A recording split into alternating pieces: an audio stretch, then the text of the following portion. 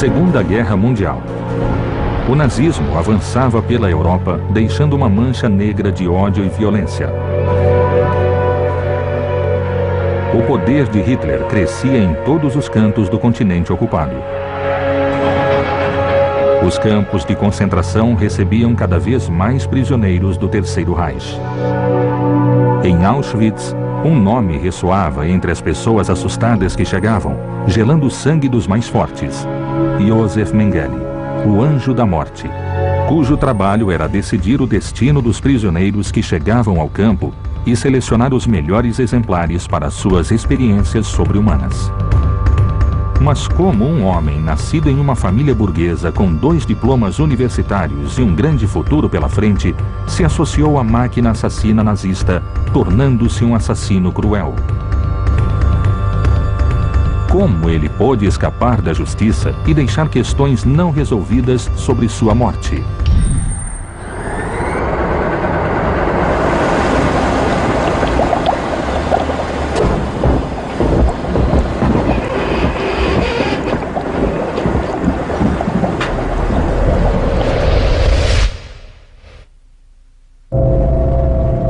Em 1944, meses antes da queda do Terceiro Reich, Auschwitz foi tomado pelos russos e os prisioneiros marcharam de volta à Alemanha.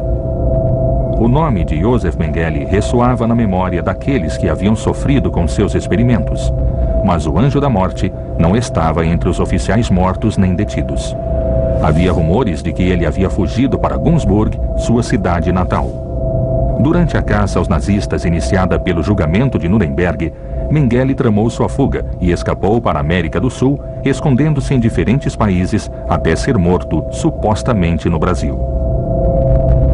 Para resolver o mistério da morte de Mengele, seguiremos seus passos através das principais cidades da Europa, onde ele nasceu e cresceu profissional e ideologicamente, e onde realizou seus experimentos em seres humanos. Também iremos à América do Sul, onde ele refugiou-se após a guerra. Conheceremos a opinião de especialistas enquanto investigamos a vida, a fuga e a morte de Josef Mengele, o Anjo da Morte. Arquivo Nacional, Buenos Aires, Argentina. Carlos de Nápoles é um historiador e escritor especializado em nazismo que por mais de 30 anos segue os passos de Josef Mengele. E ele realizou sua investigação acompanhado de Mariano Gomes, produtor e pesquisador. Pela primeira vez, vamos ver os documentos que estão aqui, porque eles tinham sido perdidos. Seu interesse por Mengele nasceu em 1962, na esteira de um jornal de enorme impacto, desencadeada durante a detenção do criminoso de guerra nazista na Argentina. Queremos ver os documentos sobre os nazistas. Pode entrar, por favor. Vocês gostariam de ver os de Mengele? É pelos arquivos sobre Mengele que nós nos interessamos. São estes aqui. Carlos reuniu informações suficientes no Arquivo Nacional da República Argentina para documentar a segunda fase da vida de Mengele. Uma das poucas fotos originais de Mengele que existe, provavelmente de sua entrada no país. Este é o registro civil de Mengele. Ele entrou sob o nome de Helmut Gregor em 20 de junho de 1949. Mais tarde esclareceu que seu nome completo era Josef Mengele. Ele nasceu na Alemanha, na Baviera, em Günzburg.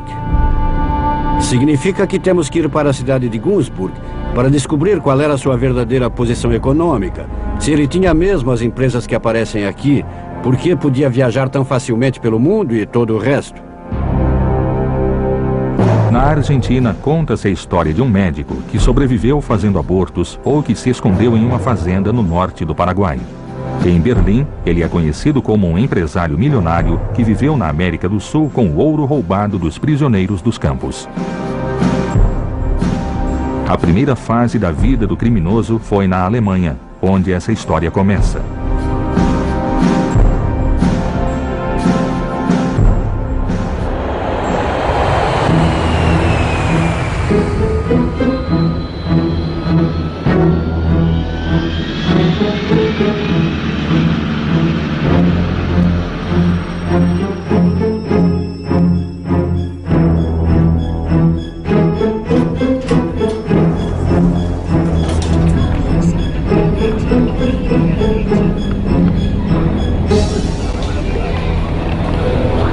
Günzburg é uma cidade antiga de tradição rural.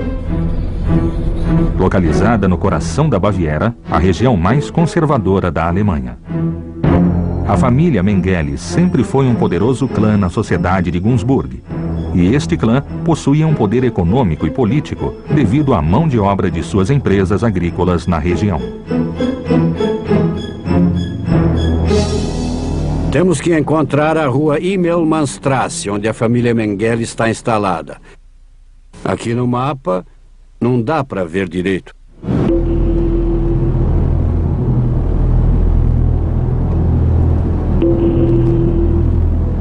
Em 13 de março de 1911, no número 13, Rua Immelmannstrasse, nascia Josef Mengele, o filho mais velho de uma família alemã ultraconservadora da cidade de Günzburg.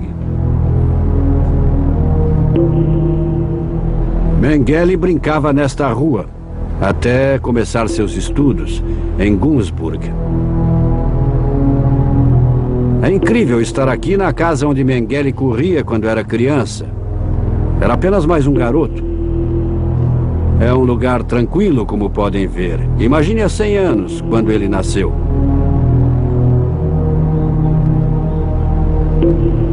Walter Grabert é o diretor do Museu e Arquivo de Günzburg e é uma das pessoas mais bem informadas sobre a origem do criminoso nazista. Os pais e 2 irmãos de Josef foram enterrados aqui. Sim. Mas eu acho que Josef está em uma caixa em um instituto no Brasil. Entendi. A família Mengele sempre disponibilizava dinheiro para projetos de construção e como a cidade agradecia. Sempre se faziam homenagens, como dar seu nome a ruas, ou então premiá-los como cidadãos honrados. E, na verdade, é preciso ter isso em conta ao se julgar o que foi que a cidade fez. Josef Mengele não teve quase nenhuma relevância no primeiro processo do nacional-socialismo imediatamente após a Segunda Guerra. Sim. Isso só aconteceu muito mais tarde, quando descobriram no que ele estava envolvido e o que ele havia feito. Este cemitério é cristão ou é um cemitério comum? E se for um cemitério comum, há algum túmulo judeu? Grande parte da população alemã é católica e evangélica, mas naquela época também surgiram cidadãos turcos muçulmanos naquela região.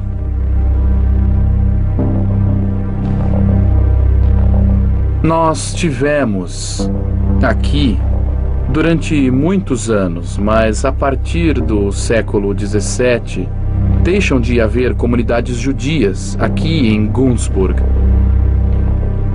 Josef Mengele vinha de uma família de fabricantes de Günzburg. O seu pai, Karl, assumiu uma pequena fábrica na parte superior da cidade. E essa fábrica produzia colheitadeiras, arados, ferramentas agrícolas. E, precisamente no auge da empresa da família, havia entre 800 e 900 pessoas trabalhando lá. Era a principal fonte de emprego da cidade. Aqui à direita, até 30 anos atrás, funcionava a empresa Karl Mengele e Filhos.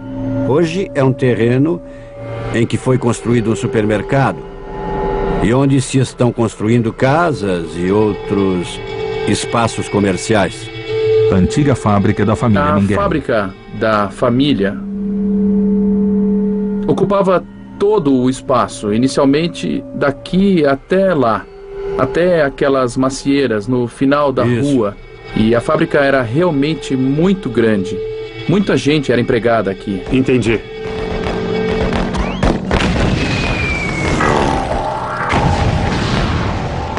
Em 1914, eclodia a Primeira Guerra Mundial. Karl Mengele marchou na frente de batalha. A infância de Josef foi marcada pelas deficiências inerentes a uma guerra extremamente sangrenta. Em tais circunstâncias, sua mãe decidiu assumir a empresa da família. Como a guerra exigia comida em grandes quantidades, a empresa de Mengele, ainda sob o comando de Walburga, cresceu significativamente em detrimento dos cuidados de seus filhos. Essa falta de atenção de sua mãe influenciou na criação do monstro de Auschwitz?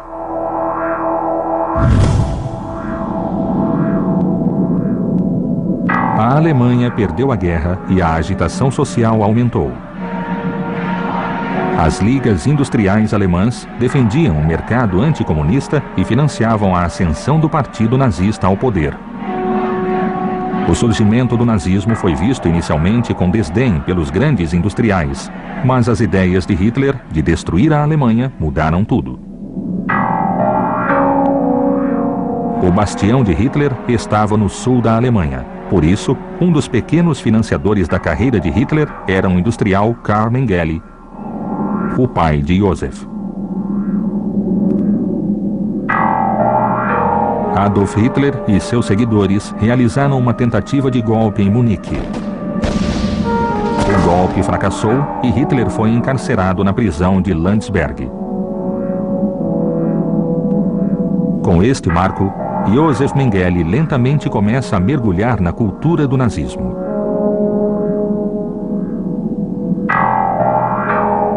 Em 1930, ele viajou para Munique e depois para Frankfurt para iniciar seus estudos.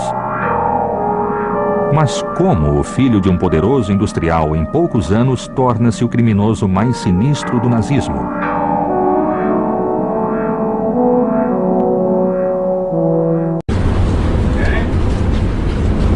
Frankfurt, Alemanha. Em 1931, Mengele estudava filosofia e antropologia em Munique, onde conheceu as teorias de raça que justificavam de forma filosófica e ética o nazismo. Aos 22 anos, ele se afiliou aos soldados chamados de Capacetes de Aço, uma associação de jovens militantes do nazismo. Em 1933, Hitler tomou o poder. Começavam as perseguições a professores judeus e a todos os intelectuais que não compartilhavam de sua ideologia. Estamos chegando. Ao concluir os estudos em Munique, em 1934, Mengele foi para Frankfurt para estudar medicina. Lá, ele ingressou no Instituto para a Proteção do Patrimônio e da Higiene Racial na cidade de Frankfurt, onde trabalhou como assistente de um dos defensores da teoria de superioridade racial, Ottmar von Verschwer. A raça ariana. Os nazistas acreditavam que eram a vanguarda de um novo sistema social que não era baseado nas ideias da Revolução Francesa. A Revolução Francesa baseia-se na ideia de que, perante a lei, todos os homens são iguais. E eles disseram, não, nós somos arianos, somos a raça superior. E não apenas isso, eles também acreditam que as raças inferiores não tinham direito de viver.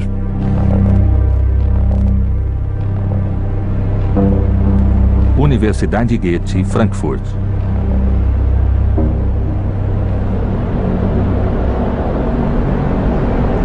Edifícios e locais como este, por onde caminhava Mengele, quando tinha 30 anos, enquanto estudava medicina, são os mesmos que ainda vemos. Havia 2 médicos, especificamente, que influenciaram Mengele para que se dedicasse à medicina clínica, especializada na possibilidade de partos múltiplos. Ele já tinha estudos anteriores em antropologia sobre lábio leporino e estava no Instituto Kaiser para realizar estudos genéticos, pois seu chefe era obcecado por gêmeos. A genética humana, estes são todos os departamentos de genética humana. Com o professor Verschuer, Ele se envolveu muito com a genética, pois fazia parte da ideologia nazista se reproduzir e aumentar a população sob o ponto de vista da ideologia nazista. E, primeiro, os gêmeos pareciam ser a solução mais rápida e bem-sucedida para a reprodução. Então, descobrir o segredo dos gêmeos era seu objetivo. Parece que ele era um bom aluno. Não é comum estudar tão rapidamente e se formar em 2 cursos, chegando ao doutorado. Ele não era uma pessoa ignorante, era um homem muito bem preparado, o que é algo muito importante no que viria a acontecer. Como uma pessoa preparada, doutor em filosofia e médico, tendo feito o juramento de Hipócrates, se torna um criminoso terrível. Eu não acho que a educação é uma garantia de bom comportamento ou de comportamento humano. Ele recebeu uma excelente educação. Era formado em medicina e filosofia, então ele estava bem preparado para fazer um grande trabalho para a humanidade. É enigmático. Como alguém que, se a situação política, não econômica, porque para ele não era situação econômica, mas se a situação política fosse diferente, ele teria sido outro tipo de cientista. Mas se chegou a esse ponto, ele também foi vítima. Eles sabiam o que faziam, mas faziam. E faziam conscientemente. Ele também foi um experimento. É como dizer, como fazemos para um cidadão comum ser um nazista?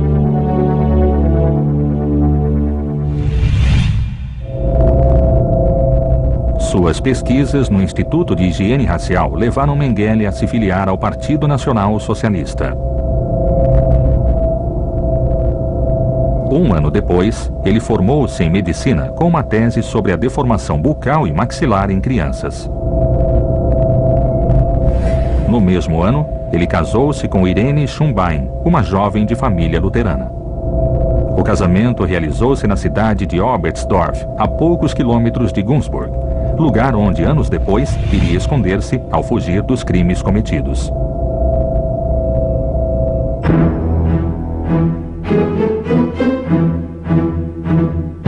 A investigação de Carlos de Nápoli prossegue em Munique, buscando as causas da transformação de Mengele no médico criminoso de Auschwitz. Na cervejaria Hofbrauhaus, as reuniões cada vez mais frequentes entre Hitler e seus seguidores deram origem ao Partido Nacional Socialista. Nesta cervejaria, Hitler fazia seus discursos. Esses discursos eram por vezes vaiados por membros do Partido Comunista, que o impediam de fazer discursos adequadamente. Hitler contratou um grupo de 12 pessoas para protegê-lo. Deste punhado de pessoas que foram contratadas para protegê-lo, nasceu mais tarde a SS. A SS, Tropa de Choque de Defesa Pessoal de Hitler, nasceu como uma pequena força destinada à proteção pessoal do Führer. Esse reduzido grupo evoluiu até uma organização complexa que espalhou-se por todos os cantos da sociedade alemã, da polícia a divisões inteiras do Exército Nacional. O Reich tinha controle sobre o Estado policial e as forças policiais do partido se uniram e se misturaram. E a SS tinha quartéis aqui. O próximo passo na vida de Mengele, usando influências de seu pai, foi pedir seu ingresso como oficial médico no exército da SS, selando seu envolvimento com o nazismo.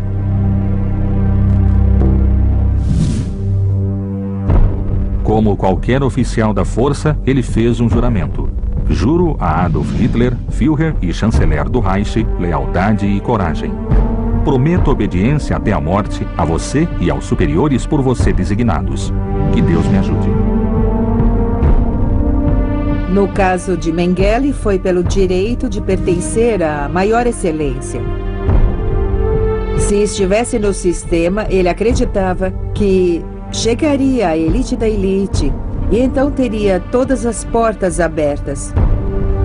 Ele tinha muita ambição como cientista.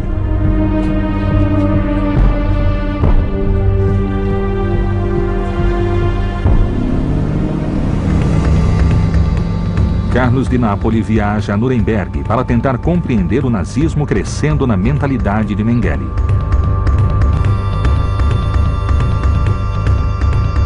No início da década de 30, Nuremberg ganhou notoriedade na Alemanha de Hitler. Nuremberg, Alemanha. Ali realizavam-se as reuniões e conferências mais importantes do partido, inclusive no Kongresshalle, um dos estádios mais importantes. Kongresshalle, Congresso do Partido Nacional Socialista dos Trabalhadores. A magnificência das reuniões realizadas no Kongresshalle antes da guerra levaram os seguidores de Hitler ao extremo nacionalismo e exerciam uma espécie de admiração em Josef Mengele.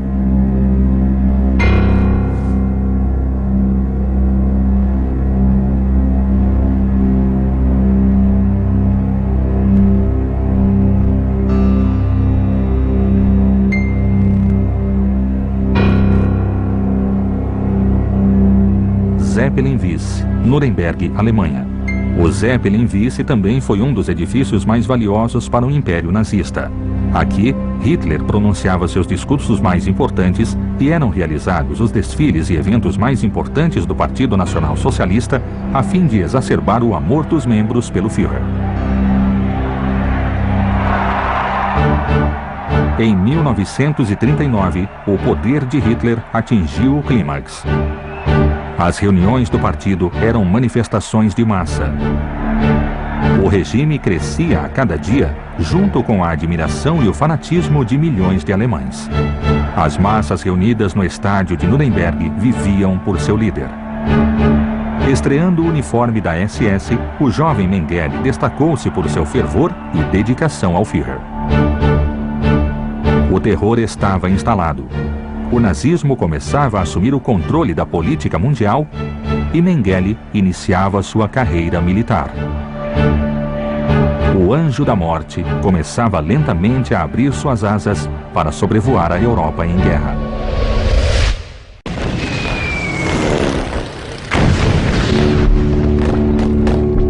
De setembro de 1939. Adolf Hitler ordenou a invasão da Polônia, iniciando 48 horas mais tarde a Segunda Guerra Mundial. Durante o transcurso da guerra, o Terceiro Reich abrangeu toda a Europa Ocidental, chegando à captura de Paris. Enquanto isso, Mengele continuava sua pesquisa genética em Frankfurt, logo depois de ser assimilado à reserva do corpo de médicos e de entrar para uma divisão viking da Waffen-SS. Junho de 1941. A Alemanha invadia a União Soviética.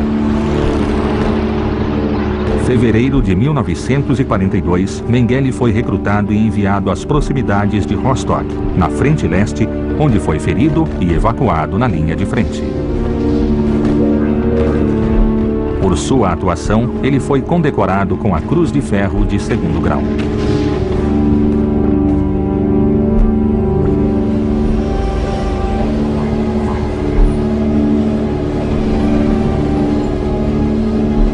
A guerra começou logo depois que ele se casou.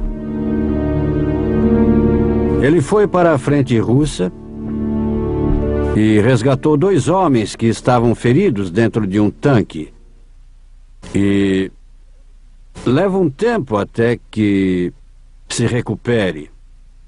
Depois que ele se recupera e se sente pronto a tomar decisões, como ter sua própria clínica ou trabalhar como médico, ele pede para ser transferido a um campo de concentração, e especificamente para fazer experimentos com humanos. Eu acho que aqui temos que refletir. Sim.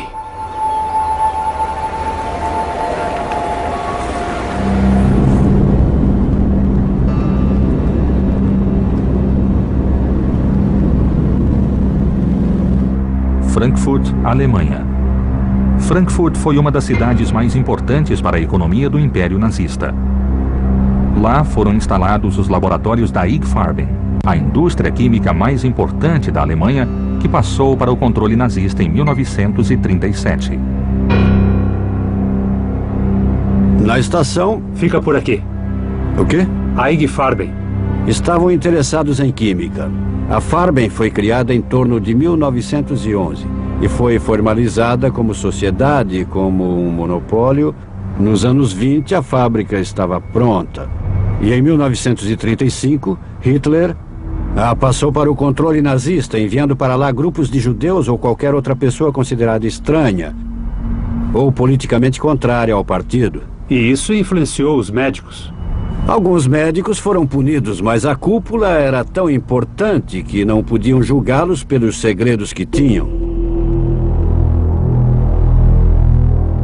No início da Segunda Guerra Mundial, a IG Farben, em parceria com o Estado alemão, começou a construção de uma série de fábricas, voltadas principalmente para a produção de borracha e petróleo sintético, produtos essenciais para alimentar a máquina de guerra nazista.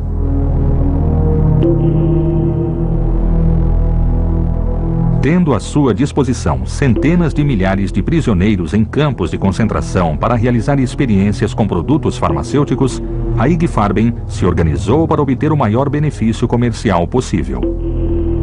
Do edifício sede da empresa, localizado na cidade de Frankfurt, eram enviados produtos químicos para os campos de concentração, com os quais os médicos faziam experiências em seres humanos.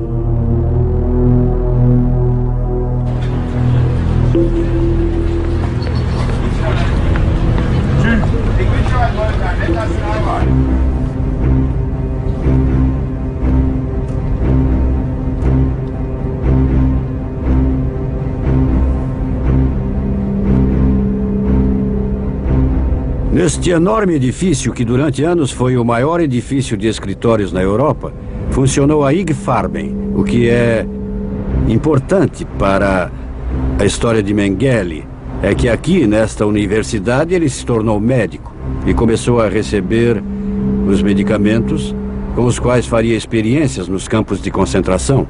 Às vezes, ele vinha a esta empresa, aos escritórios, para retirar os produtos que seriam utilizados em experimentos. Às vezes eram simples produtos químicos e outras vezes eram derivados de glândulas humanas, como os hormônios. Um dos primeiros produtos que utilizaram em experiências foi a sulfonamida. Posteriormente fizeram experiências com hormônios no projeto conhecido como Lebensborn.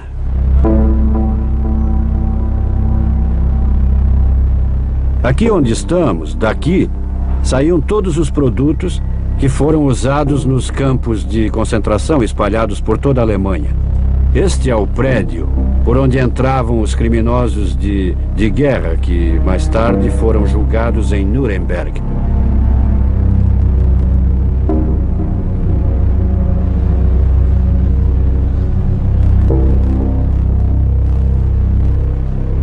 Cada passo que damos mostra a relação entre Auschwitz e a Farben.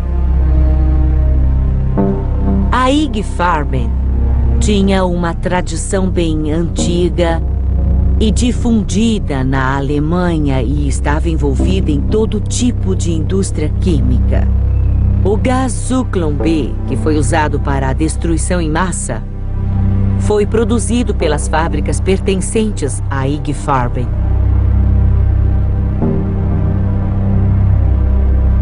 Esta é uma placa que recorda a relação da Farben com o Holocausto, não é isso? Em 1945, a produção técnica aqui do regime do terror sobre a empresa IG Farben, juntamente com a SS e os campos de concentração, foram aqueles que criaram o terror.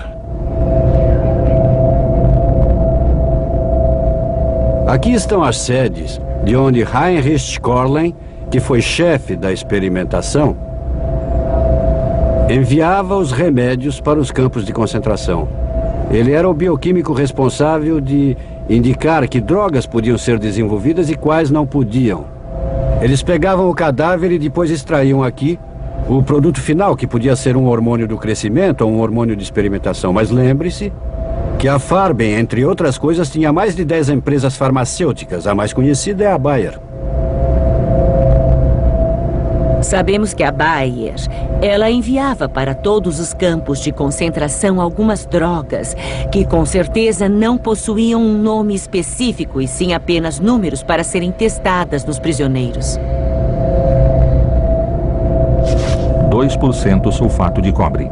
Os medicamentos que enviavam daqui para Auschwitz não continham uma etiqueta dizendo que era uma sulfonamida, mas tinham um código composto de letras e 4 números. Assim, quando chegavam a Auschwitz, os médicos não podiam roubar a patente, pois eles não sabiam que tipo de produto estavam recebendo. Pois caso fosse bem sucedido, teria um valor enorme, evidente, ou seja, poderia ser comercializado rapidamente. Imagine o valor que poderia ter as sulfonamidas quando estavam em guerra e os antibióticos eram indispensáveis. Então, um dos cuidados que se tomavam aqui, sobretudo por Heinrich Korlen, era codificar os medicamentos enviados para Auschwitz. O próximo passo em nossa investigação é chegar ao campo de Auschwitz, onde comprovaremos a importância dos experimentos conduzidos por Mengele.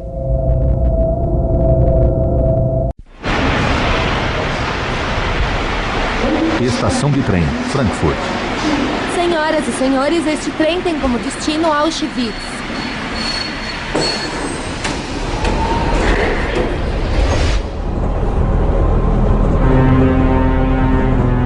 No início de 1943, Mengele solicitou à liderança da SS sua transferência ao campo de concentração de Auschwitz para realizar experimentos genéticos em seres humanos.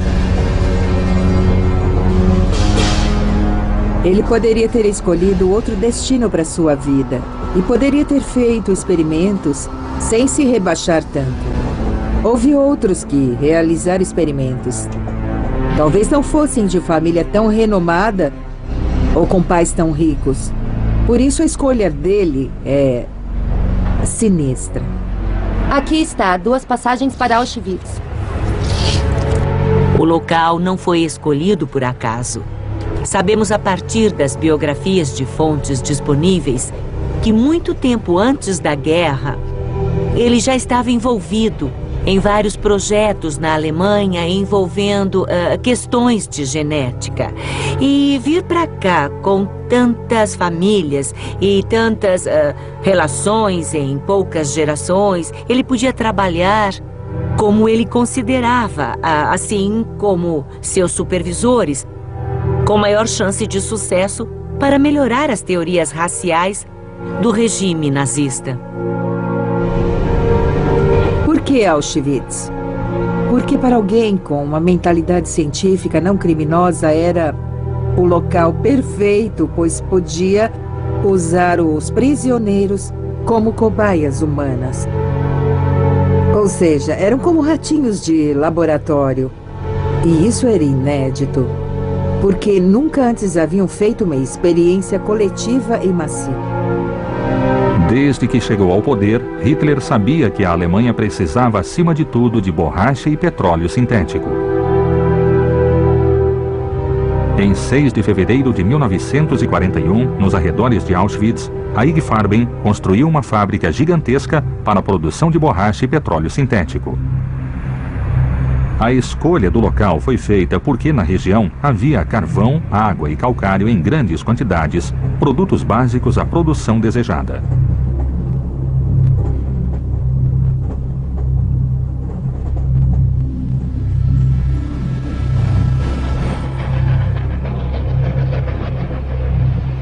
A região escolhida também possuía uma rede ferroviária que permitia interligar a fábrica com o restante do território do Reich e, posteriormente, com a frente soviética. Estação de trem de Auschwitz, Polônia. Com o decorrer da guerra, a mão de obra disponível em Auschwitz foi utilizada para diversos fins, transformando o polo industrial em um campo de concentração, trabalho e extermínio, para onde eram deportados milhares de judeus, ciganos, comunistas e opositores políticos. Havia campos de concentração para onde as pessoas foram enviadas e apenas poucos foram mortos.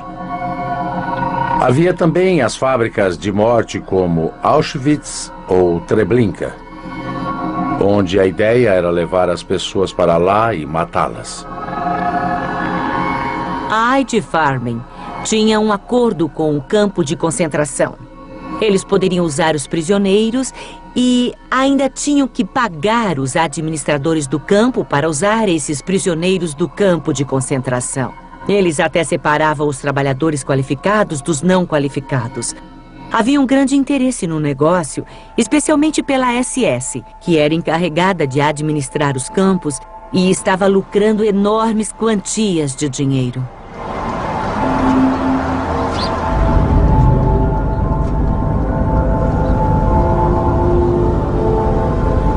A operação dos campos de concentração e de extermínio foi relatada por Rudolf Höss, chefe de Auschwitz, em seu livro Eu, Comandante de Auschwitz. Os 6 centros de extermínio eram Auschwitz, Birkenau-Lublin, Majdanek, Belzec, Chelmno, Sobibor e Treblinka. Localizavam-se na Polônia e estavam instalados próximos às linhas férreas com um sistema de camuflagem. Eram pequenos e só possuíam as instalações necessárias para as execuções massivas, como câmaras de gás e crematórios. Auschwitz e Lublin eram anexos de campos centrais destinados à exploração dos deportados. No final de 1943, Höss promoveu as pesquisas de Mengele em seres humanos com a aprovação do Conselho da IG Farben. Então, no início de 1943, Josef Mengele chegou finalmente no campo de Auschwitz. No local havia centenas de médicos, na maioria responsáveis por assegurar que não houvesse surtos de epidemias.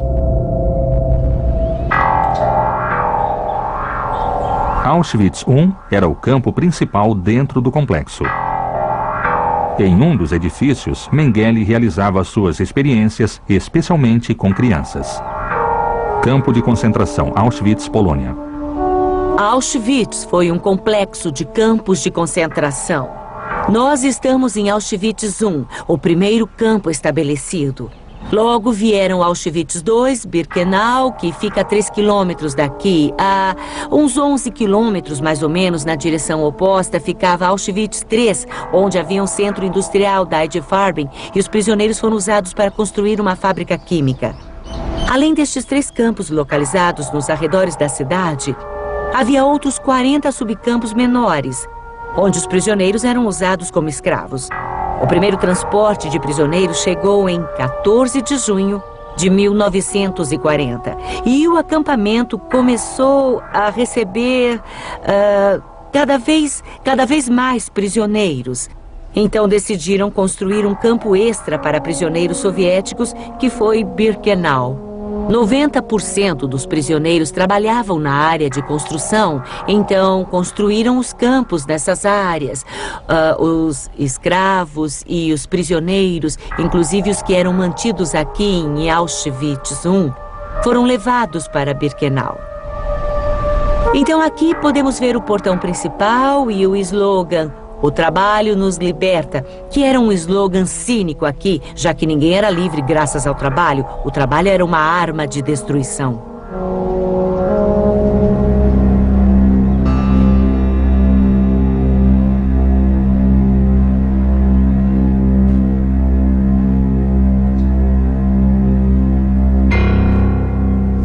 Hoje há vários edifícios. E podemos dizer que no acampamento havia 28 edifícios de tijolos usados principalmente para os prisioneiros e outros eram usados pela administração como lojas ou escritórios.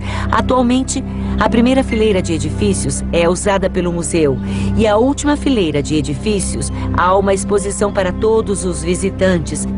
E uma das partes se concentra nas vítimas dos experimentos. Muitas crianças que foram trazidas para cá, mais tarde foram vítimas desses experimentos, como logo veremos. Embora a ideia de raças superiores estivesse profundamente arraigada na filosofia dos países centrais desde o século XIX, com a ascensão do nazismo, essa ideia atingiu o auge e foi posta em prática, o que até então tinha sido apenas uma teoria. Os ideólogos nazistas acreditavam que a chamada raça ariana, de acordo com seus estudos, provinha do norte da Europa e era a mais apta a dominar o mundo. Em 1935, sob a influência do diretor da Sociedade de Herança Ancestral, o argentino Ricardo Walter Darré, Heinrich Himmler, chefe máximo da SS, criou o projeto Lebensborn, ou Fonte da Vida, que visava a reprodução da raça ariana. Assim, uma mulher alemã, ou com características nórdicas, poderia pedir a um membro da SS que a engravidasse para procriar e reproduzir a raça ariana o mais rápido possível. Se as mães tinham mais de 4 filhos, o 5º recebia um diploma especial de Himmler ou Hitler. As mães recebiam condecorações, medalhas, tudo era feito para aumentar a população.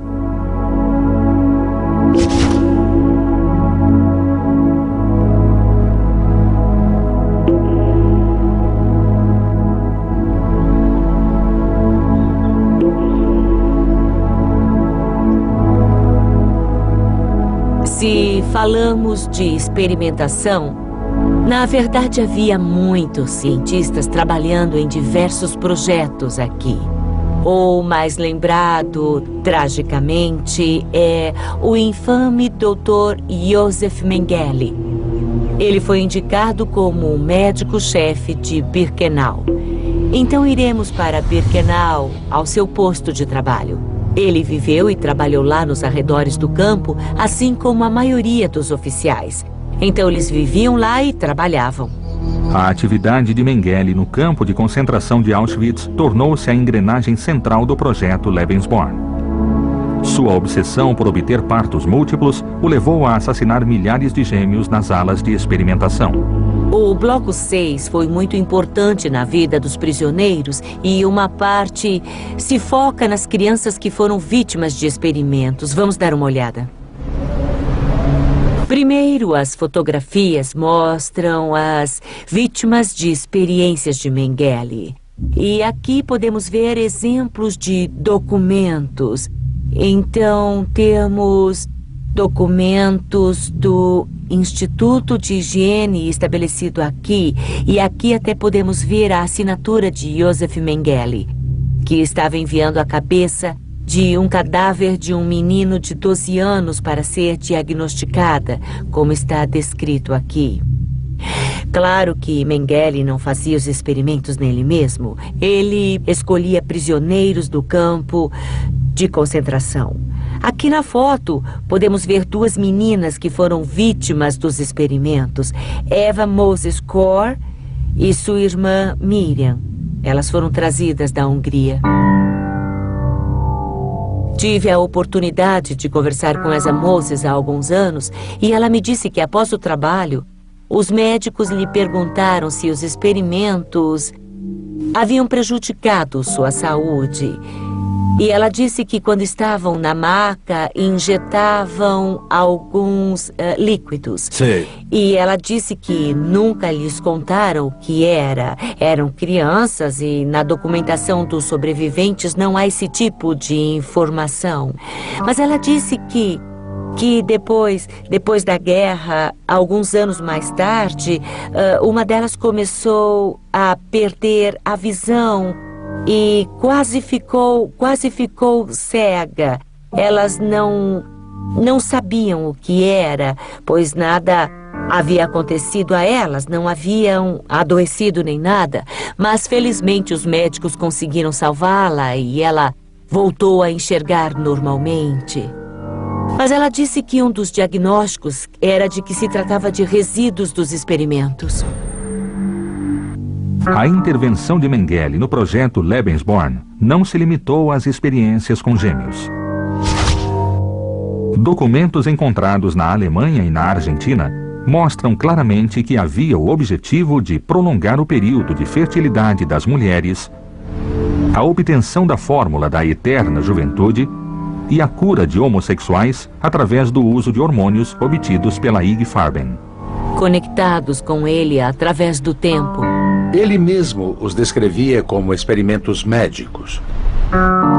Eu não vejo como isso pode ser do interesse da medicina.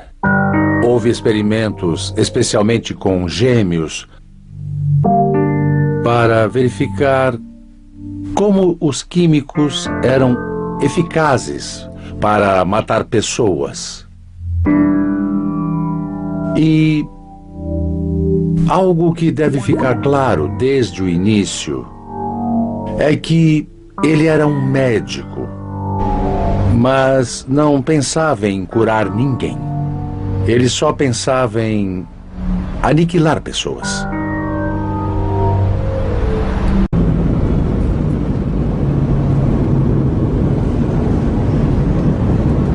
Auschwitz-Birkenau. Birkenau era o campo aonde os prisioneiros do regime nazista chegavam de trem. Após 1942, converteu-se em um local de extermínio em massa dos judeus.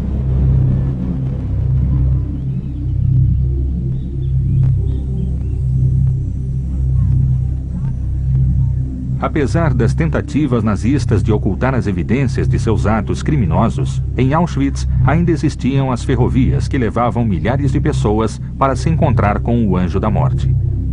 Quando o trem entrava no campo, era chamado de Lagerspar. Significa que os prisioneiros deviam permanecer dentro dos edifícios. Eles não podiam ver, não podiam testemunhar a seleção. As torres de madeira que vemos na plataforma só eram usadas durante a seleção. Soldados alemães armados ficavam nas torres. Então havia outro grupo armado ao longo dos trilhos do trem com pastores alemães. E quando abriram os vagões, a plataforma ficava bastante barulhenta. As pessoas ficavam se chamando. Percebiam que alguém tinha morrido durante o transporte e ficavam surpresas com o fato. Elas procuravam suas bagagens. Havia muitas crianças aqui, muitas famílias. Então era barulhento e cheio de gente aqui na plataforma. Os soldados alemães apareciam aqui e tentavam confortar todas as pessoas, dizendo a elas que elas seriam levadas para a desinfecção, que poderiam comer e que então seriam enviadas para o trabalho. Josef Mengele costumava andar pela plataforma, especialmente quando começaram a trazer judeus húngaros. E esses trens vinham um atrás do outro. Então, não só Mengele vinha aqui, havia outros médicos que costumavam ficar aqui, mas isso fazia parte do seu trabalho, fazer a seleção. Às 3 da manhã, ele ia para a plataforma de Auschwitz e começava a seleção. Os da direita iam para a câmara de gás e os da esquerda eram os que se salvavam. Pelos sobreviventes, sabemos que ele parecia ser um homem muito elegante.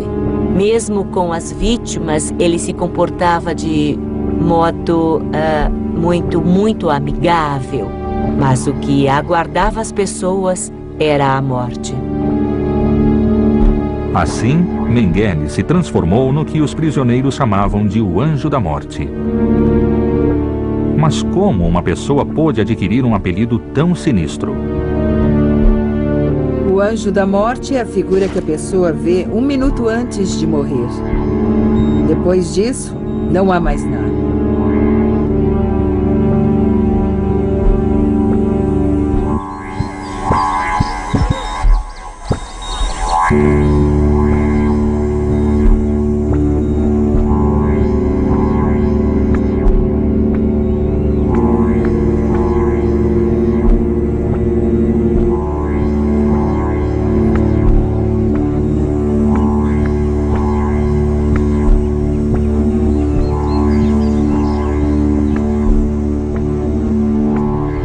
Este é o edifício sanitário e é muito importante saber que os experimentos foram realizados em locais semelhantes. Josef Mengele organizou um de seus locais de trabalho Mas claro que em um local um pouco diferente, não havia tantos banheiros nesses edifícios e era organizado de forma diferente. Mas nos campos dos ciganos, ele reuniu os gêmeos e os trigêmeos, que foram as vítimas de seus experimentos.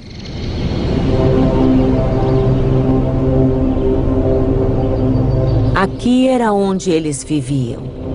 Os prisioneiros dormiam aqui. Oficialmente, deveriam ficar aqui 400 pessoas, mas muitas vezes os campos ficavam superlotados, abrigando muito mais pessoas, até 1000 às vezes. Os prisioneiros dormiam em camas deste tipo, beliches de 3 níveis, com colchões de palha e cobertores que nunca eram lavados nem trocados.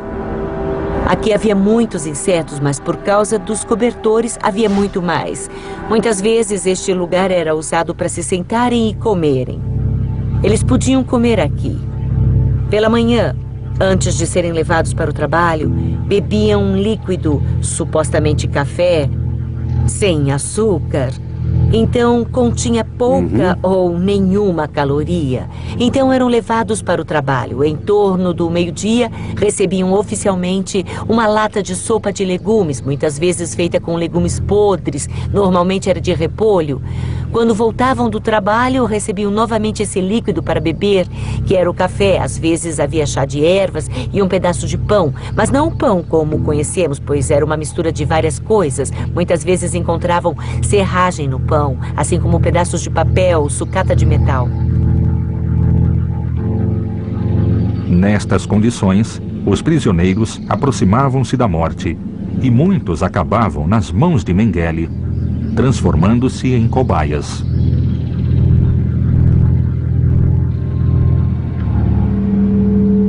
Acho impossível que um homem com seu status financeiro tenha buscado um lugar tão maldito para fazer experimentos com as pessoas e, claro, assassiná-las.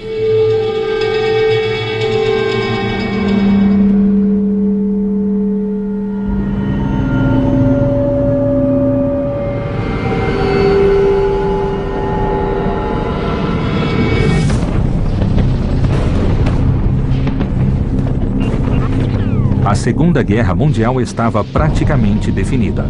Os soviéticos avançavam em uma frente muito ampla enquanto os nazistas fugiam.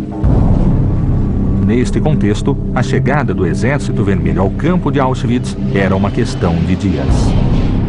A evacuação em massa começou no outono de 1944, quando os russos estavam muito próximos. Novamente, essas 60 mil pessoas foram forçadas a marchar daqui até a estação de trem nas proximidades para serem levadas de volta à Alemanha. Muitos morreram durante a evacuação. De acordo com as estatísticas da Cruz Vermelha Alemã, que investigou o local com as forças russas, estima-se que havia cerca de 7 mil pessoas neste campo.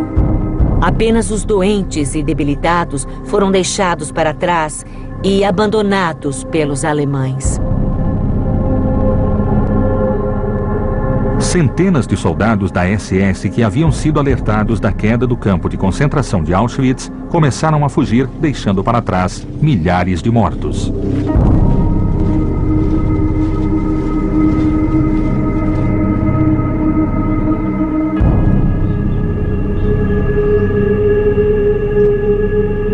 Nesta estação, no inverno de 1945, o Dr. Josef Mengele fugiu, embarcando no último trem de Auschwitz para a Alemanha. Ele foi enviado para cá em maio de 1943 e em dezembro de 1944 ele reuniu seus arquivos e deixou o campo. Então ele ficou por 1 ano e 8 ou 9 meses. Mengele levou consigo os resultados das experiências mais importantes realizadas durante o projeto Lebensborn e uma grande quantidade de ouro saqueada dos prisioneiros. Seu destino final era Günzburg, cidade natal do criminoso, onde ele permaneceu escondido durante os 4 anos seguintes.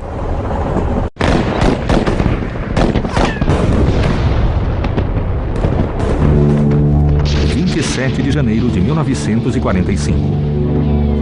As tropas soviéticas avançavam triunfantes sobre a Alemanha e libertaram o campo de concentração de Auschwitz. O terreno e os galpões, cobertos por espectros de seres humanos e detritos resultantes das experiências criminosas, assombraram o mundo todo. A sombra de Mengele pairava naquelas instalações sinistras. Enquanto a humanidade começava a tomar conhecimento dos crimes maciços cometidos pelos nazistas, Mengele fugia junto com outros criminosos, acreditando que a guerra estava perdida e que ele seria processado pelos aliados pelos crimes cometidos. Milhões de alemães perderam suas vidas na Segunda Guerra Mundial. E os sobreviventes tiveram a oportunidade de obter boas posições na Alemanha pós-guerra, porque não sobraram muitos deles, especialmente a geração que criou o regime nazista. A maioria deles era bem jovem, haviam nascido entre 1900 e 1905, ou seja, em 1933 tinham uns 30 anos, e em 1945 ainda estavam em uma idade boa, especialmente numa situação em que milhões haviam morrido perderam suas vidas na Rússia, União Soviética ou em outro lugar da Europa. Então eles tinham o dobro de oportunidades. A maioria era muito bem treinada e sabia o que estavam fazendo. Günzburg, Alemanha.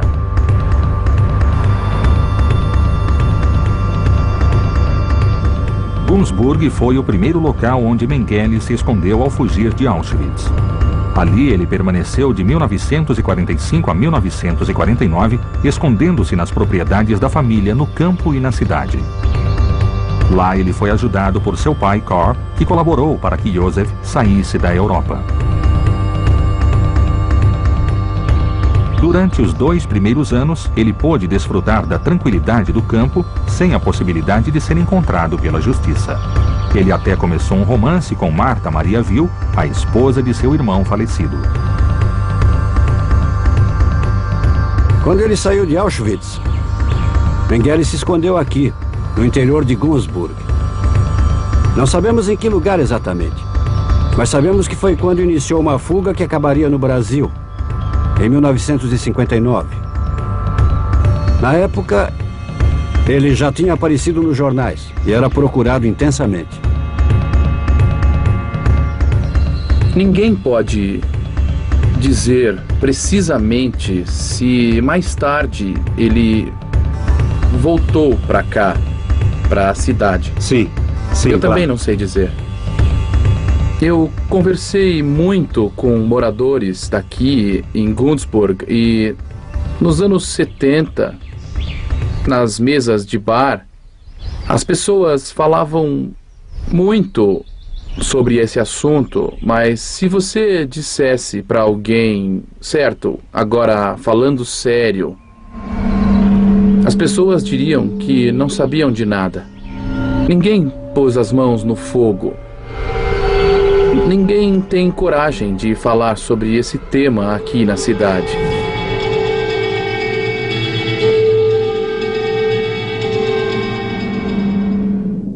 Em 7 de maio de 1945, o Terceiro Reich caiu. Suas tropas se renderam às forças aliadas e a Segunda Guerra Mundial terminava na Europa.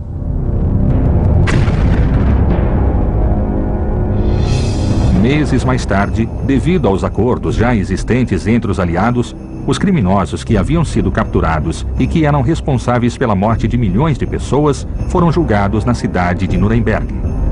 Para este fim, foi estabelecido o Tribunal Militar Internacional, composto por representantes dos vencedores. Boa pergunta. Eu gostei dos julgamentos. Acho que foram relativamente bem-sucedidos. Os líderes do Terceiro Reich foram julgados e, por fim, foram sentenciados oficialmente. O O que aconteceu em seguida, se as sentenças foram cumpridas a curto ou longo prazo, isso é outra coisa. Temos uma parte da exposição que mostra 50 pessoas que foram investigadas. Houve muita investigação. 16 pessoas foram a julgamento e 3 foram condenadas. Ou seja, nem 1%.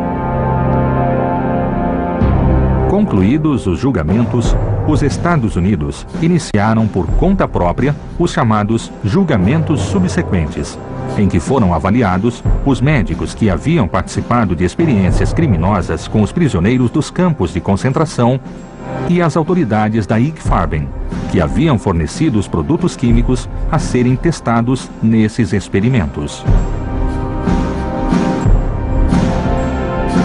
Havia pessoas que estavam interessadas em levar as pessoas à justiça.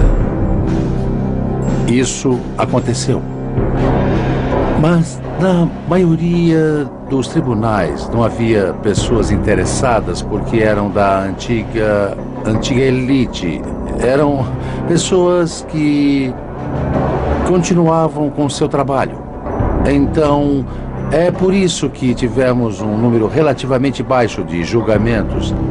E como os sentenciaram, ou como encontraram os acusados, é difícil de saber. Apesar da importância e do impacto que tiveram os julgamentos, Josef Mengele foi um dos muitos cientistas criminosos que nem sequer foram mencionados durante o processo. Seus experimentos terríveis ficaram conhecidos somente anos mais tarde.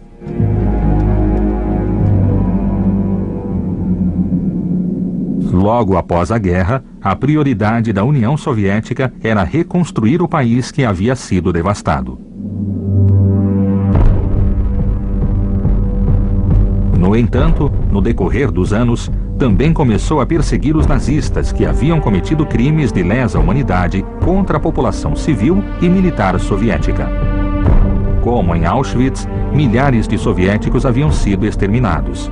O nome de Mengele, assim como de tantos outros médicos, logo eram mencionados na sede da implacável NKVD.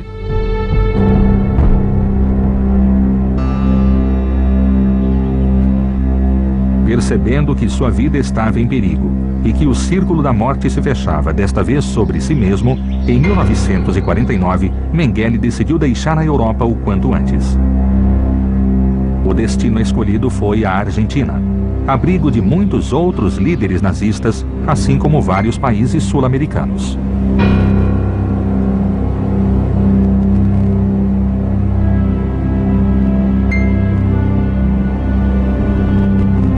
Alemanha, Günzburg. A Mercedes-Benz 170B, conduzida por seu pai Karl e finalmente pelo próprio Josef, chegou em maio de 1949 a Oberstdorf, uma vila alpina onde ele havia se casado 10 anos antes. No dia seguinte, ele percorreu uma estrada sinuosa coberta pelas névoas primaveris da cidade italiana de Gênova, um dos portos mais movimentados da península. Gênova, Itália. De lá, Mengele embarcou para a Argentina, onde tentou deixar para trás seu passado sangrento, iniciando uma nova etapa de sua vida como outro homem, mas ainda assim um fugitivo da justiça. Mengele conseguiu recomeçar e esquecer seu passado sinistro? Aeroporto Internacional de Frankfurt, Alemanha. Carlos de Nápoles retorna à Argentina seguindo os passos do criminoso de Auschwitz. Sua fuga da cidade de Gênova tinha como destino o continente sul-americano.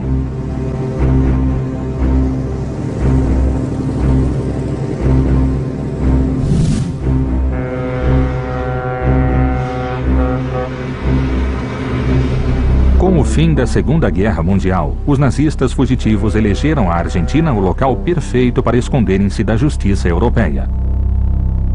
Muitos afirmam que a ideologia nazista de Juan Domingo Perón foi a causa principal da chegada maciça de membros do Partido Nacional Socialista. Ao assumir a presidência após a Segunda Guerra, a suspeita da criação de redes e associações nazistas cresceu no país. 20 de junho de 1945. Josef Mengele chegava à Argentina. O passaporte que trazia consigo havia sido emitido pela Cruz Vermelha Internacional sob o nome de Helmut Gregor, um cidadão italiano nascido em Termeno. Entre seus pertences estavam os resultados das experiências médicas realizadas em Auschwitz. O anjo da morte, que havia percorrido por mais de um ano os campos de concentração, buscava com esta viagem esconder o sangue que o cobria sob o pretexto de uma pessoa respeitável.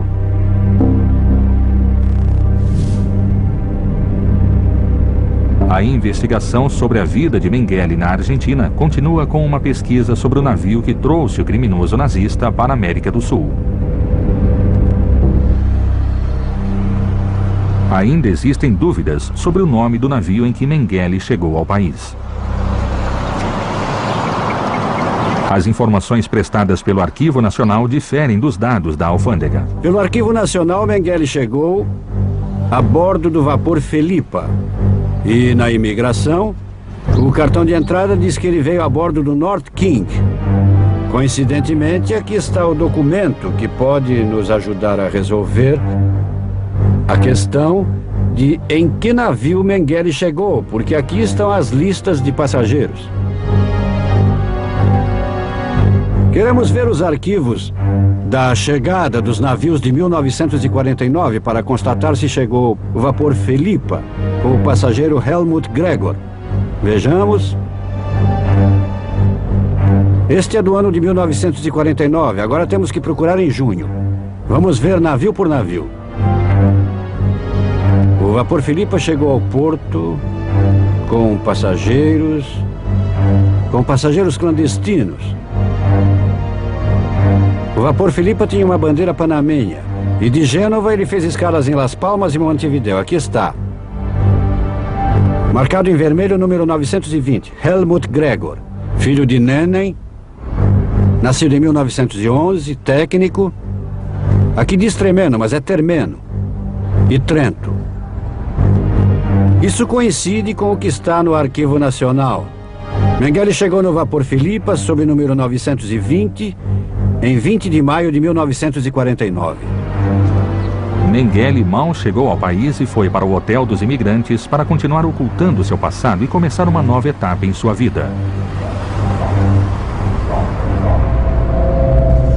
Museu Hotel dos Imigrantes, Buenos Aires, Argentina. O Hotel dos Imigrantes era o primeiro local em que pisavam os estrangeiros que chegavam ao país. Depois que o navio atracava, a primeira recepção era aqui. Exatamente. Os imigrantes chegavam e podiam entrar no hotel aqui por este portão. Ou seguir para a cidade de Buenos Aires, por esta rua que vemos aqui. Aqueles que possuíam algum poder, amigos ou vizinhos, talvez não entrassem no hotel e seguissem a cidade de Buenos Aires. Os que não conheciam ninguém iam para o hotel, já que oferecia uma boa recepção para quem chegava à Argentina. Na sua opinião, Mengele cruzou o portão quando chegou? Se Mengele não quisesse levantar suspeitas, talvez tenha entrado no hotel. Se estivesse com pressa, podia sair diretamente pelo portão, acompanhado de alguém que tenha vindo recebê-lo. Havia pessoas esperando aqui, então? A passagem de Mengele pelo Hotel dos Imigrantes foi muito curta. Após uma primeira entrevista para ser autorizado a entrar no país, ele foi recebido pela Spineweber, uma organização alemã na Argentina responsável por acolher e proteger os nazistas que fugiam da Europa. Então, esses foram seus primeiros passos depois que ele desembarcou? Sentou-se a uma mesa, onde o examinador anotaria seu nome e, de alguma forma... Isso. Ele passava por uma seleção e seria examinado para ver se poderia viver como imigrante na Argentina. Quer dizer que Josef Mengele, que estava acostumado a selecionar pessoas e enviá-las à morte ou aos campos de trabalho, Em uma determinada situação também passou por isso. Teria que ser selecionado em vez de ser selecionador. Ele teve que apresentar um formulário, seus documentos, seu nome, que era falso. E pela primeira vez ele encontrou um obstáculo que precisava saltar. Exatamente. Aqui temos seu formulário de registro de quando ele chegou à Argentina, como todos os estrangeiros que queriam ficar aqui. Este era o registro oficial? Isso mesmo.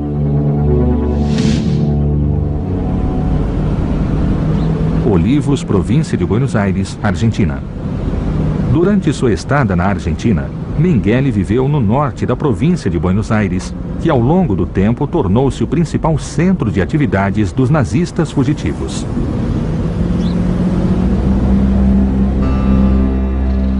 Nos 6 meses seguintes após sua chegada a Buenos Aires, Mengele viveu nesta casa, na rua Arenales 2460, na cidade de Olivos. Esta casa não é uma casa qualquer, era a casa de um descendente alemão, que durante os 10 anos que ele ficou na Argentina, este endereço foi informado quando ele tirou a carteira de motorista e quando pediu permissão para viajar com o tal de Josef Strobel. Então esta casa era o centro da Spinnaviber, a organização que os nazistas milionários usavam para se proteger. E Mengele era um deles.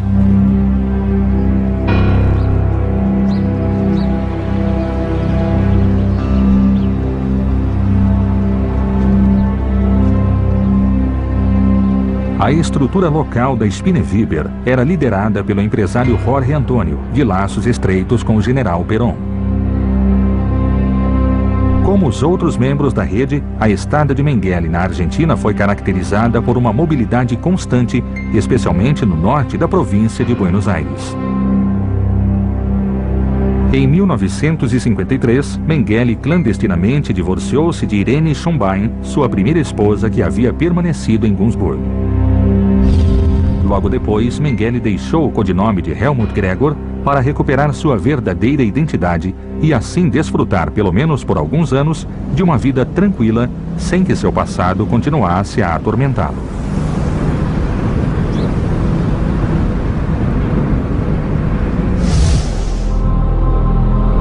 Após a criação da República Federal da Alemanha em 1949, iniciou-se a perseguição aos criminosos de guerra nazistas que não haviam sido julgados.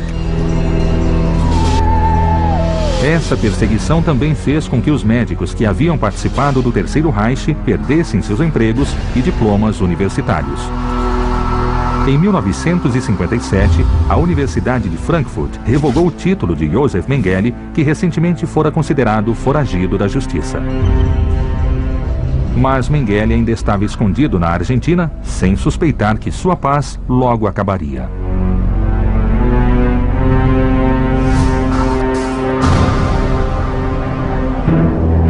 Em 1956, Mengele aguardava a chegada de Marta Maria Vil, sua amante, para viajarem juntos à colônia do Sacramento, no Uruguai. Em meados dos anos 50, na Argentina, havia maiores impedimentos para que pessoas divorciadas voltassem a se casar, enquanto no Uruguai o processo era bem simples. Tirando proveito dessa situação, Mengele viajou para o Uruguai em 1958 para concretizar seu segundo casamento. Ele estava cada vez mais distante do médico sinistro que fora durante a guerra. Colônia do Sacramento, Uruguai.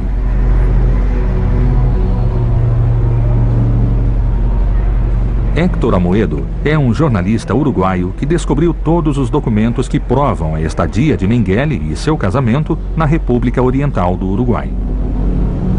Para onde vamos, Héctor?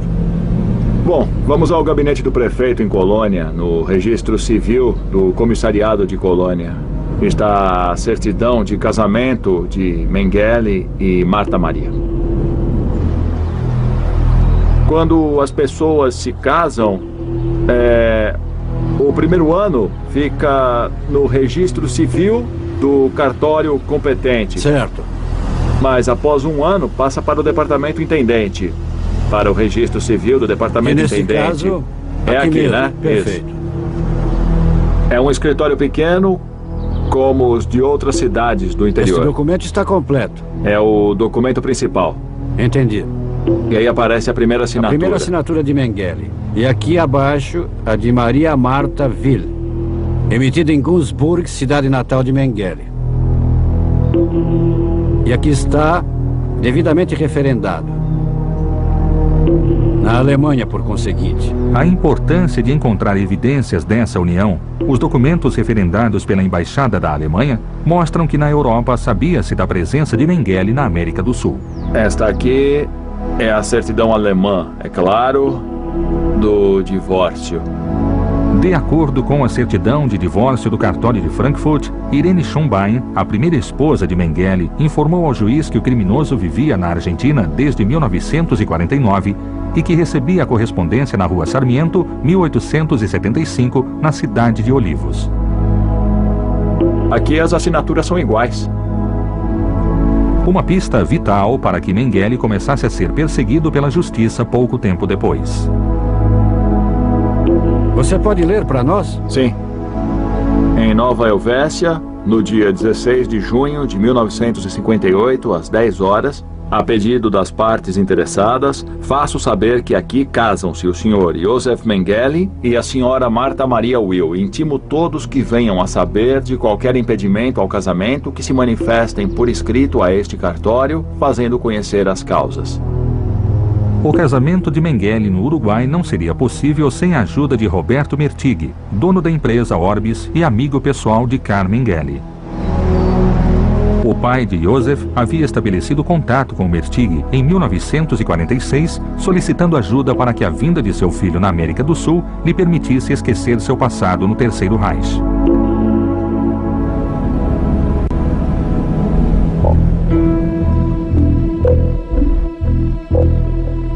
Depois de voltar da lua de mel, Mengele ainda sonhava em utilizar seu conhecimento adquirido em Auschwitz para uso comercial.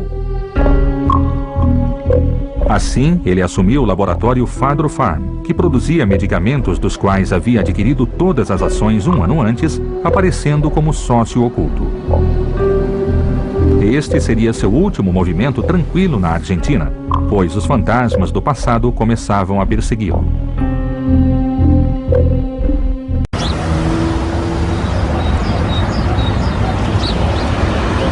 Carapachay, província de Buenos Aires, Argentina. Em Carapachay localizava-se o novo projeto de experimentação de Mengele, o laboratório Fadro Farm. Ali ele produzia as drogas que anos antes haviam sido utilizadas em seres humanos. Entre elas, encontravam-se as drogas utilizadas no projeto Lebensborn, uma pesquisa orientada à reprodução da raça ariana. O desejo de Mengele de desenvolver experiências genéticas não havia acabado em Auschwitz. O anjo da morte ainda estava presente no novo homem que ele aparentava ser. Inspeção Geral de Justiça, Cidade de Buenos Aires. Na Inspeção Geral de Justiça, Carlos busca os arquivos que documentam o investimento de Mengele na indústria farmacêutica. Mariano Gomes, Prazer, Dr. prazer, Horácio prazer. Luque. Boa tarde. Olá, boa tarde. Queríamos saber se é possível retirar um processo. Um Está processo com todas antigo. as autorizações? Sim, é um processo em nome da sociedade Fadro Farm. Está em nome de Josef Mengele. Aqui está. Está completo? Está completo. Tem a primeira escritura e todo o resto. Por questões de segurança, Mengele não fazia parte da sociedade inicial da empresa. O quadro de sócios constituído. Ele aparecia como sócio oculto. Outubro de 1957. Aqui há 2 sócios. Que são? Ernesto Timmermann, alemão, e Heinz Truppel, argentino. Não há nenhum vestígio. De Mengele. Não há nada. Aqui aparece a senhora Erika Peters Timmermann. E então? Bom, aqui temos o que estamos procurando. Este é um documento de 28 de agosto de 1958. Foi quando revelam quem era esse sócio oculto. E no momento em que aparece o Mengele, o capital de repente se eleva para 1 milhão de pesos daquela época, dos quais 980 mil pesos correspondiam a ele. Muito bem. Este importante investimento e Mengele lhe assegura um futuro privilegiado na América do Sul. Assim, eliminam-se os rumores de sua estadia nas favelas do Brasil. Eu, como advogado, o que posso dizer é que nesta sociedade ele tinha o controle total. Não estamos falando de um capital muito insignificante. É uma empresa dedicada cujo capital social à indústria farmacêutica. A indústria farmacêutica, e havia outros sócios, pelo que estamos vendo. Esse Timmerman, que também contribuiu para a sociedade com seus supostos conhecimentos em experimentação com drogas. É interessante porque parece que aconteceu alguma coisa. Porque o Mengele voltou à clandestinidade. E novamente, em abril de 1959, ele já tinha sido informado de que o estavam procurando. A denúncia que sua primeira esposa, Irene Schumbein, havia feito rendia frutos. A República Federal da Alemanha fez um pedido de extradição do criminoso. Alertado por seu pai, Mengele renuncia à empresa e volta à clandestinidade. Logo, ele conheceria seu destino final. Boa tarde, muito obrigado. De nada, não tem de quê. Foi muito gentil. Que documento impressionante. Realmente é muito importante. A última documentação oficial existente sobre a presença de Josef Mengele na América do Sul foi o pedido que o criminoso nazista fez à Polícia Federal em 12 de fevereiro de 1959 para retornar à Alemanha, levando seus pertences através da alfândega. Mariano, este é um documento extraordinário. Este documento oficial da República da Argentina diz que em 12 de fevereiro de 1959, Mengele pediu permissão para ir para a Alemanha, o que foi concedido pela Polícia Federal. Ele pediu para deixar a Argentina. Esse pedido ocultava o verdadeiro destino do médico criminoso. Ele começaria uma fuga por vários países sul-americanos, deixando a Argentina, que, sem saber, abrigara um dos assassinos mais sinistros da história da humanidade.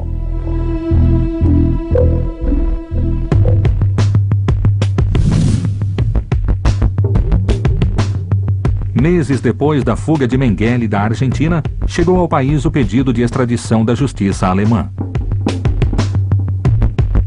Havia uma evidência sobre a vida de Mengele na Argentina, um documento oficial que poderia esclarecer o destino final do criminoso. No Arquivo Nacional encontra-se a declaração de Marta Maria Vil, esposa de Mengele, presa pela Polícia Federal Argentina em 1960, um ano depois da fuga do nazista. Aqui está uma declaração da esposa de Mengele. E a polícia reconhece que ela entregou uma carta enviada da Venezuela para o Paraguai, que é falsa. A polícia descobriu que não era original. E aqui se lê: deve notar-se que o selo da correspondência tem um carimbo de uma agência da capital federal. Também tomou-se conhecimento, pelo filho da senhora Mengele, de que os melhores amigos do investigado no país são o senhor Roberto Mertig e seu sócio no laboratório Fadrofarm. Recordações de sua estadia na Argentina com a própria identidade. Durante uma semana, a fuga de Mengele ocupou a primeira página de todos os jornais da Argentina e do mundo. Os mesmos meios de comunicação começaram a apresentar informações cruzadas sobre sua suposta passagem por vários países sul-americanos. Procura-se Dr. Josef Mengele, recompensa $2.375.000. Segundo a teoria mais difundida, Josef Mengele encontrou seu destino final na pequena cidade brasileira chamada Bertioga. Ali, sob um nome falso, ele teria vivido em uma casa humilde por 20 anos. Em 1979, ele foi encontrado morto após afogar-se no mar. 6 anos depois, em 1985, um casal nazista residente no Brasil identificou o túmulo do Anjo da Morte. Mengele foi localizado. O corpo apresentava ferimentos na cabeça e uma doença óssea, o que aparecerá nos exames se o corpo for mesmo de Josef Mengele. Após a exumação do cadáver, a pressão da mídia exercida por Israel e Estados Unidos fez com que o cadáver fosse submetido a vários exames para determinar se era mesmo Josef Mengele. Durante o processo de análise, esperava-se que os estudos esclarecessem o paradeiro e o destino do criminoso nazista. As análises realizadas sobre o corpo encontrado eram de natureza comparativa e foram meticulosamente conduzidas em um laboratório brasileiro.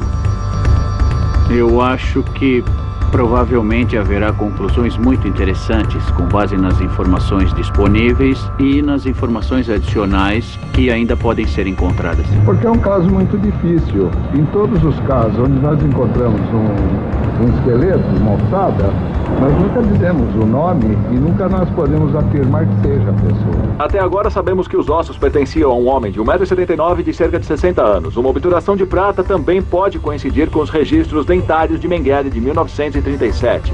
O Grupo Internacional de Pesquisadores deve anunciar suas conclusões na sexta pela manhã. As conclusões obtidas pelos pesquisadores foram conclusivas. O número de correspondências encontradas no esqueleto exumado indicava que se tratava de Joseph Mengele.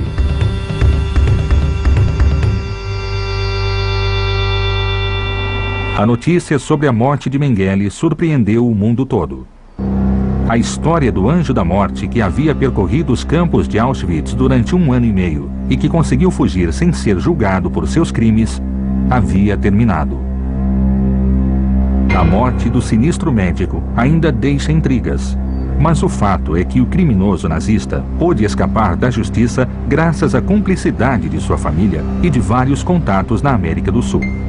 Ninguém o encontrou até sua morte. No entanto, suas vítimas ainda clamam por justiça.